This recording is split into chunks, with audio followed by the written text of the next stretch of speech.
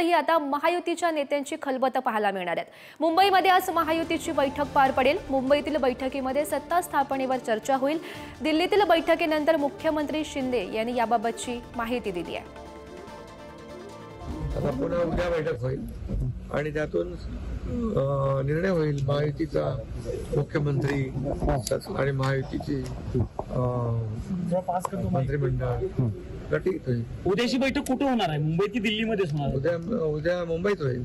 दिल्लीतली बैठक संपली म्हणायचं आजच्या? नाही, असं काय संपवताय कशाला।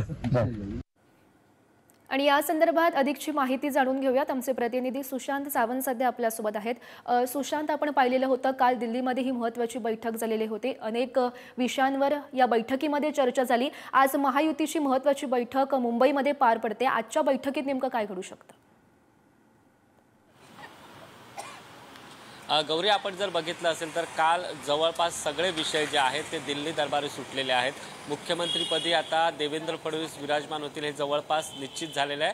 फक्त अधिकृत घोषणा जी आहे ती बाकी आहे। त्यामुळे आज मुंबईमध्ये महायुतीची एक बैठक होणार आहे। या बैठकीमध्ये खऱ्या अर्थानं जर चर्चा होणार आहे ती काही खात्यांबाबत जी आहे ती चर्चा होणार आहे। कारण आपल्याला जी माहिती मिळते त्यानुसार गृह खातं सोडायला भाजप तयार नाही, भाजपकडेच ते गृह खातं राहील। गृह खातं जर भाजपकडे राहत असेल तर एकनाथ शिंदे यांना आणखी अधिकचं कोणतं खातं द्यायचं, महसूल खातं त्यांना द्यायचं का, सार्वजनिक बांधकाम खातं द्यायचं का, याबाबत जी चर्चा आहे ती आजच्या बैठकीत होऊ शकते। त्याचसोबत अजित पवार यांच्या राष्ट्रवादीला नेमकी कोणती खाती देता येईल, कारण आता निर्णय जो आहे तो तिन्ही नेत्यांना घ्यायचा आहे। देवेंद्र फडणवीस असतील, एकनाथ शिंदे असतील आणि अजित पवार या तिन्ही नेत्यांना बसून महाराष्ट्रात निर्णय घ्यायचा आहे। पालकमंत्रीपद कोणाला, कोणत्या जिल्ह्याचं पालकमंत्रीपद द्यायचं आहे, कारण आपल्याला जी माहिती मिळते त्यानुसार हिवाळी अधिवेशना अगोदरच हा सगळा निर्णय जो आहे तो निर्णय क्लिअर केला जाईल।